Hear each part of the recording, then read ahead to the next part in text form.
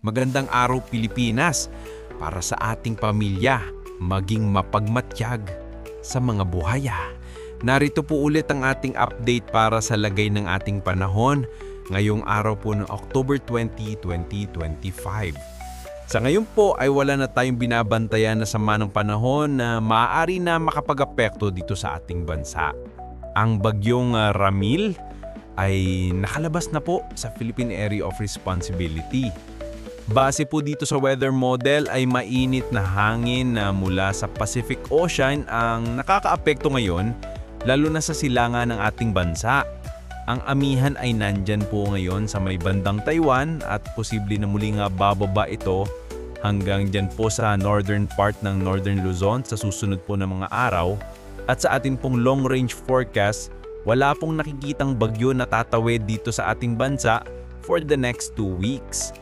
At sa lagay ng ating panahon ngayong araw ay maayos naman ang panahon sa malaking bahagi ng bansa maliban lamang sa mga tsansa ng mga isolated rain swallowlutes.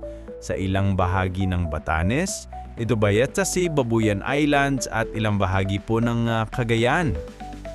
At mamayang umaga ay sisikat ng araw sa malaking bahagi ng bansa maliban lamang sa tsansa ng mga ulap na kalangitan na minsan ay may mga pulo-pulo ng mga pag-ulan sa ilang bahagi ng bansa.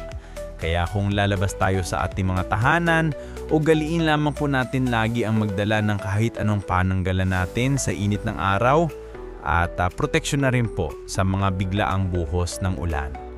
At sa atin naman po mga baybayin, dahil pa rin sa trough ng bagyo, ay posible pa rin na maalon diyan sa kanlurang baybayin ng Northern Luzon at diyan sa may extreme Western Luzon na posible na aabot hanggang pa sa 1.5 to 2.5 meters high.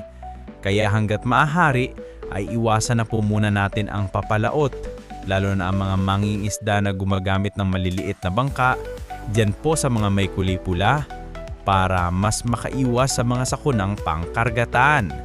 Para sa mga isyong napapanahon, dapat laging maging in for the nation. Here is our inspirational quotes of the day. Ang pag-unlad ay pinapanday ng tiyaga sa bawat araw. Pero yung iba, sa flood control kumahapit. Buset! Ingat kabayan, isumbong ang mga buwaya.